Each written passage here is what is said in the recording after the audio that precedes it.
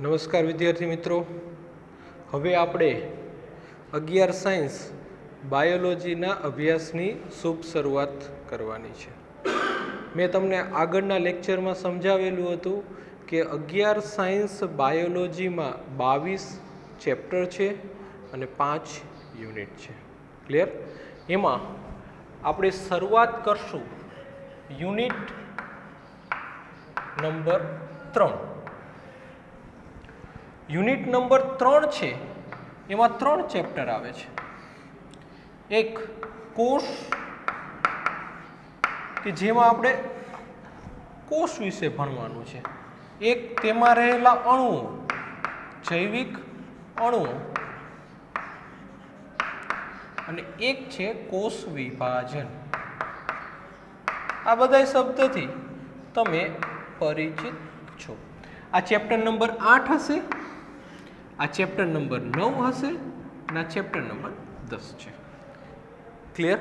બરાબર. તો આપણે યુનિટ 3 11મું સાયન્સ ચેપ્ટર નંબર 8 બહુ સામાન્ય શબ્દ છે કોષ, એનાથી આપણે અભ્યાસક્રમ બાયોલોજીનો શરૂ કરીશું. તો સૌથી પહેલો પ્રશ્ન, કોષ એટલે શું? તમે 9મા 10મા ધોરણમાં આ શબ્દનો ઉપયોગ વારંવાર કરો છો. કોષ કોને કહેવાય? બરોબર. કોષ એટલે શું? બરોબર. તો કોષ એટલે શું સમજો. દરેક સજીવનો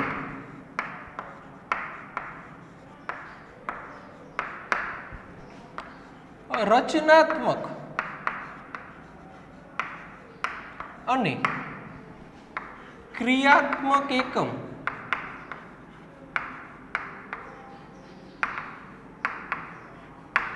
એને આપણે શું કહેશું? કોષ કહેશું. દાખલા તરીકે રચનાત્મક એકમ એટલે શું થયું? એક ઉદાહરણ લઈએ. આપણે કોઈ બિલ્ડિંગ છે, કોઈ ઘર બનાવેલું છે, તો ઘર શેનાથી બને છે? તો ઈંટોનું જોડાણ કરવાથી આપણે શું બને છે? ઘર બને છે. તો આપણે કહી શકાય ઘરની રચનાત્મક એકમ કયું શું છે? ઈંટ છે. તો એમ દરેક સજીવ છે, સજીવ નાના નાના કોષોથી બનેલો હોય છે.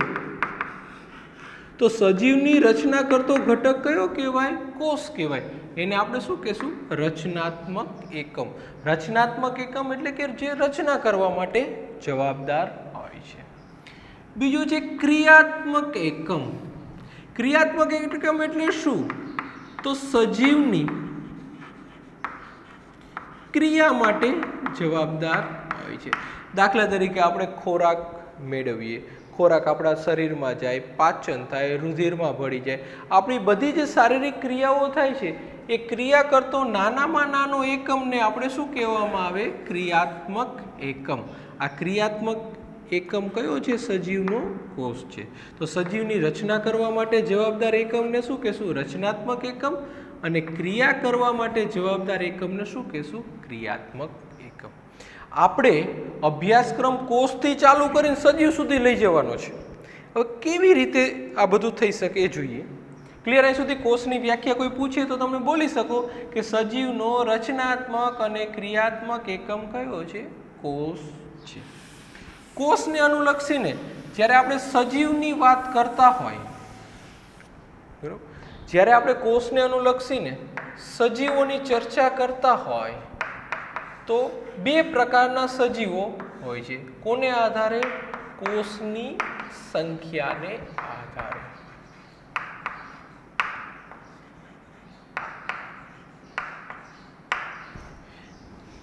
અમુક પ્રકારના સજીવો એક કોષી સજીવો હોય છે. અમુક પ્રકારના સજીવો કેવા હશે? એક કોષી. એક કોષી સજીવો એટલો મતલબ શું હશે? એક જ કોષના બનેલા છે.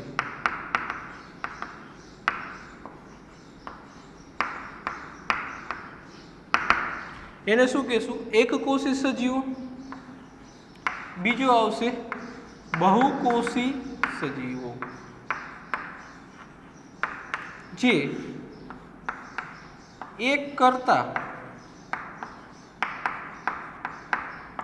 વધારે કોષના બનેલા છે.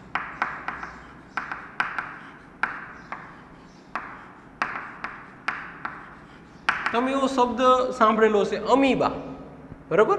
અમીબા છે એ એક કોષી સજીવ છે. પછી તમે શબ્દ સાંભળેલો છે બેક્ટેરિયા. આ બેક્ટેરિયાને ગુજરાતીમાં શું કહેવાતું હશે? જીવાણુ. બેક્ટેરિયાને ગુજરાતીમાં શું કહેશું? જીવાણુ. આ પણ કેવા છે? એક કોષી સજીવો. સામાન્ય રીતે જે એક કોષી સજીવો છે આ એના ઉદાહરણ છે. એને આપણે નરી આંખે જોઈ શકતા નથી. એટલે આપણે સીધું આપણે ન જોઈ શકીએ, એને જોવા માટે આપણે માઇક્રોસ્કોપનો ઉપયોગ કરવો પડે, એટલા નાના હોય છે, બરાબર? જ્યારે બહુકોષી સજીવ જે આપણે નરી આંખે જોઈ શકીએ,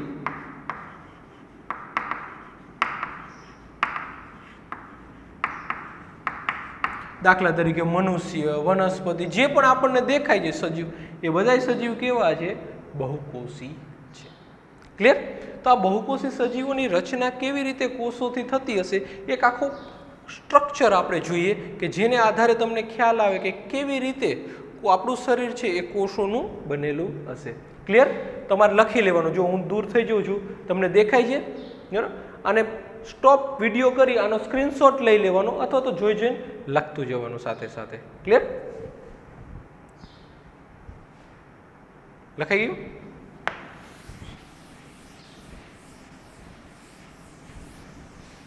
આપણે કોષનું આખું સ્ટ્રક્ચર જોઈએ.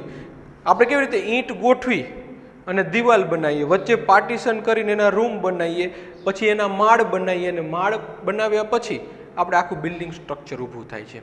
તો આપણું સજીવમાં એવું જ છે. ધ્યાન રાખજો, ખાસ અગત્યનો કોષ છે. આપણે કોષની ચર્ચા કરી, કોષની આગળ પાછળ બધી બાજુ જોઈ લેશું આપણે.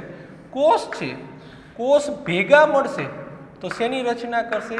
પેશીની રચના કરશે. આ શબ્દથી પણ તમે પરિચિત છો, 9મા ધોરણમાં ભણી જ ગયા છીએ આપણે પેશી વિશે. તો કોષ ભેગા મળી શેની રચના કરે છે? પેશીની રચના કરે. રુધિર આપણી પેશી છે, ચેતાપેશી, આવો હૃદય પેશી, આવા શબ્દ તમે સાંભળેલા છે. સ્નાયુ, આ બધી પેશીઓ છે. પેશી ભેગી થશે તો શેની રચના થશે? અંગની રચના થશે. પેશીઓ ભેગી થાય તો શેની રચના થશે? અંગની રચના થશે. દાખલા તરીકે આપણું હૃદય બની ગયું, આપણું મગજ બની ગયું, બરાબર? હાથ, પગ, આ બધા આપણા શું થઈ ગયા? અંગ, ફેફસા. તો પેશી ભેગી થાય અને શેની રચના કરે છે? અંગની રચના કરે છે. અંગો ભેગા મળી શેની રચના કરે છે? અંગતંત્રની રચના કરે છે. આપણે જે 11મા ધોરણમાં 7 તંત્ર ભણવાના છે, અંગતંત્રના ઉદાહરણ આપણે લઈએ કે પાચન તંત્ર, શ્વસન તંત્ર, પરિવહન તંત્ર એટલે હૃદયવાળું, પછી ઉત્સર્જન તંત્ર એટલે કિડની વાળું, મૂત્રપિંડ, કંકાલ તંત્ર,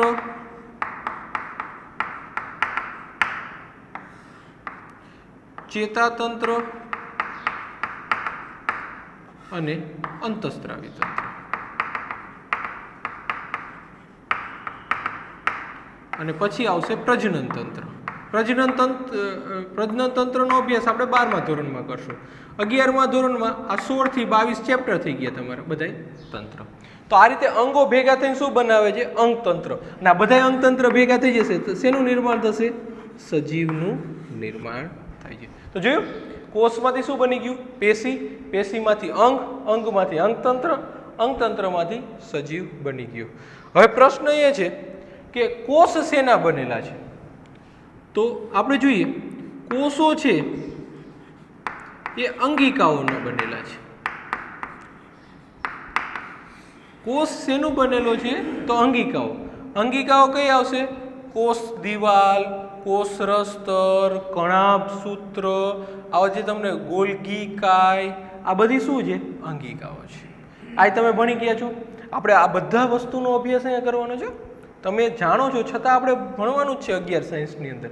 અંગિકાઓ ભેગી થઈ શેની રચના કરે છે? કોષની. હવે પ્રશ્ન એ થાય, અંગિકાઓ શેના બનેલા છે? અંગિકાઓ દાખલા તરીકે કોષ રસ્તર છે એ શેનું બનેલું છે? કે બીજી અંગિકાઓ શેની બનેલી છે? અંગિકાઓ મહાઅણુઓની બનેલી છે. મહાઅણુઓ એટલે કે કયા કયા હોઈ શકે? પ્રોટીન, કાર્બોદિત, ચરબી વગેરે. આ બધાને મોટા અણુઓ કહેશું, નાના નહીં, મોટા અણુઓ. આ મહાઅણુઓની શું બનશે? અંગિકાઓ.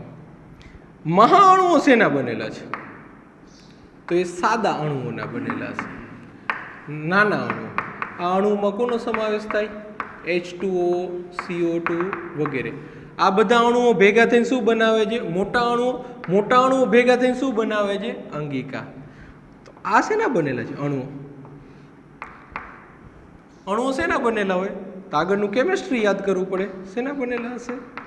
પરમાણુના. દાખલા તરીકે H2O જે શેનો બનેલો છે? હાઇડ્રોજન અને ઓક્સિજનનો બનેલો. અને પરમાણુઓ શેના બનેલા છે? તો ઇલેક્ટ્રોન, પ્રોટોન અને ન્યુટ્રોન. આને કહેશું ઉપપરમાણ્વીય કણો. તો આમાં તો બધું આવી ગયું, જોયું તમે? આખો સજીવ શેનો બનેલો થઈ ગયો? ઇલેક્ટ્રોન, પ્રોટોન અને ન્યુટ્રોન. ઇલેક્ટ્રોન, પ્રોટોન, ન્યુટ્રોન ભેગા થઈને શું બનશે? પરમાણુ. પરમાણુઓ ભેગા થઈને શું બનાવશે? અણુઓ. અણુઓ ભેગા થઈને શું બનાવે છે? મહાઅણુઓ. મહાઅણુઓ ભેગા થઈને શું બનાવે છે? અંગિકાઓ. અંગિકાઓ ભેગી થઈને શું બનાવે છે? કોષ. કોષો ભેગા થઈને શું બનાવે છે? પેશી. પેશી ભેગી થઈને શું બનાવે છે? અંગ. અંગ ભેગા થઈને શું બનાવે છે? અંગતંત્ર. અને અંગતંત્રમાંથી શેનું નિર્માણ થાય છે? સજીવનું નિર્માણ થાય છે. ક્લિયર? તો આ જે બે છે આનો અભ્યાસ આપણે કેમેસ્ટ્રી અને ફિઝિક્સમાં કરશું. ઇલેક્ટ્રોન, પ્રોટોન, ન્યુટ્રોન અને પરમાણુનો. અણુઓ અને મહાઅણુનો અભ્યાસ બાયોલોજી અને કેમેસ્ટ્રી બંનેમાં કરશું. અને અંગિકાઓથી લઈ સજીવનો અભ્યાસ આપણે બાયોલોજીમાં કરશું. પહેલાં આપણે કોષો વિશે ભણશું, ત્યારબાદ પેશીઓ વિશે ભણશું, ત્યારબાદ અંગ અને અંગતંત્ર વિશે ભણશું અને ત્યારબાદ જુદા જુદા સજીવો વિશે આપણે અભ્યાસ કરશું. ક્લિયર? આવડશે આટલું? તો આ એક સરસ રીતે મગજમાં બેસી ગયેલું હોવું જોઈએ કે કોષમાંથી પેશી, પેશીમાંથી અંગ, અંગમાંથી અંગતંત્ર, એટલે કે અંગો ભેગા થઈને શું બનાવે? અંગતંત્ર. અંગતંત્રમાંથી સજીવનું નિર્માણ થાય છે. તો કોષ શેમાંથી બને છે? આની નીચે જોયું આપણો રચનાત્મક ને ક્રિયાત્મક એકમ કયો છે? કોષ. પણ આપણે એ નક્કી કરવું હોય કે કોષ શેમાંથી બને છે, તો શેમાંથી બનશે? ભેગી થશે એટલે કોષ બને છે. અંગિકાઓ શેની બને છે? મહાઅણુઓની બને છે. મહાઅણુઓ શેના બને છે? અણુઓના બને છે. અણુઓ શેના બનેલા હશે? પરમાણુઓના બનેલા હશે. પરમાણુઓ શેના બનેલા હશે? તો ઇલેક્ટ્રોન, પ્રોટોન, ન્યુટ્રોનના બનેલા છે. આપણે અભ્યાસની શરૂઆત ક્યાંથી કરશું? કોષ અને કોષમાં રહેલી અંગિકાઓ. આપણે 8મા ચેપ્ટરમાં ભણશું. 9મા ચેપ્ટરમાં આપણે મહાઅણુઓ અને અણુઓનો અભ્યાસ કરશું. અને 10મા ચેપ્ટરમાં કોષ વિભાજનનો અભ્યાસ કરશું. યુનિટ 2 ની અંદર પેશીનો અભ્યાસ કરશું. યુનિટ 5 ની અંદર અંગ અને અંગતંત્રનો અભ્યાસ કરીશું. ક્લિયર?